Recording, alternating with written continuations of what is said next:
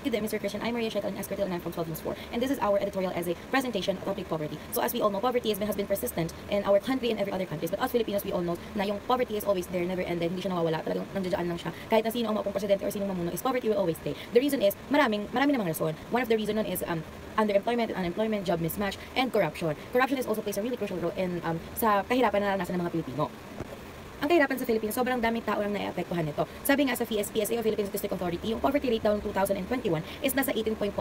Pero kung ito is i-translate mo into numbers or into amount, it will be 19.9 million of families ang nakakaranas ng poverty, which is so big. So, if you would look, poverty in sociological lenses, ang sociology is pinag-aaralan yung isang socials, kung paano nag-work, paano nag-communicate, paano nagiging buo ang isang community.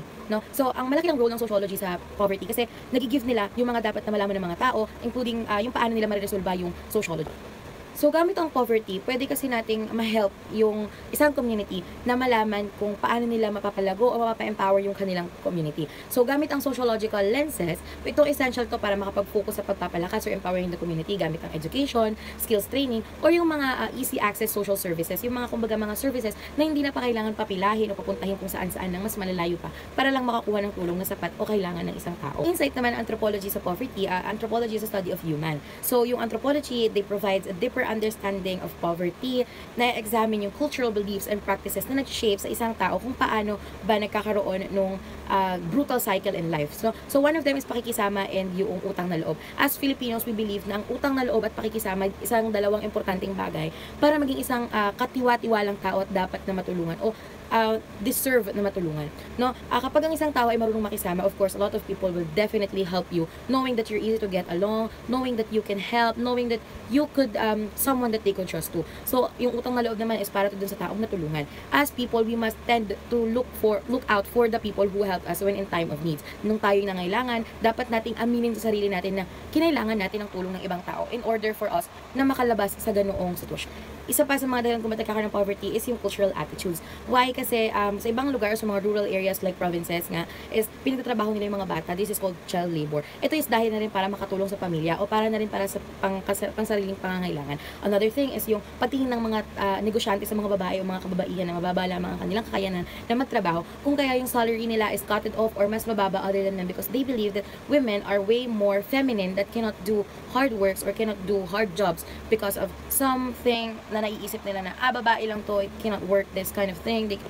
While the insight of political science in poverty, they believe na the poverty can be prevented or pwedeng malesen or pwedeng mag-stop using having a good governance. Also, the policy making dapat mas maging maproseso, mas maging maingat, mas maging maayos.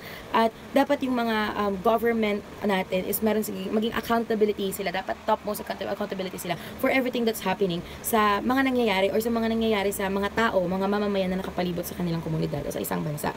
So in conclusion, the poverty in the Philippines is a really complex issue that requires a multidisciplinary approach to address effectively. Sa pag-intindi ng social, cultural, and political aspects is pwede nating ma-develop yung holistical solution or yung pangkabuuang solusyon para mas mapalakas natin ang isang community at makapag-promote tayo ng mas maayos o mas magandang pag-develop ng mga tao at ng ating lugar.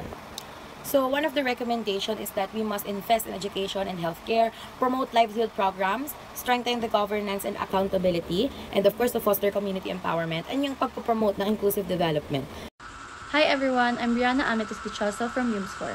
After reading the essay, I have learned that it talks about poverty and how it affects a lot of people that lives here in the Philippines, especially in rural areas and some other areas that has a high poverty rates. It explains that poverty is caused by social inequality, cultural beliefs, and poor government policies. So that it suggests solutions that improves education and creating programs to help communities while respecting their culture. That's all, and I thank you. Poverty in Philippines is a complex issue deeply rooted in social inequality, cultural practices, and political failures. Addressing it requires a holistic solutions that include improving education, fostering cultural sensitivity, and ensuring transparent governance. Real change happens when communities are empowered and systematic reforms addresses root causes and resources are distributing fairly. Poverty is not just a lack of resources but a systematic issue that demands sustainable and inclusive solutions.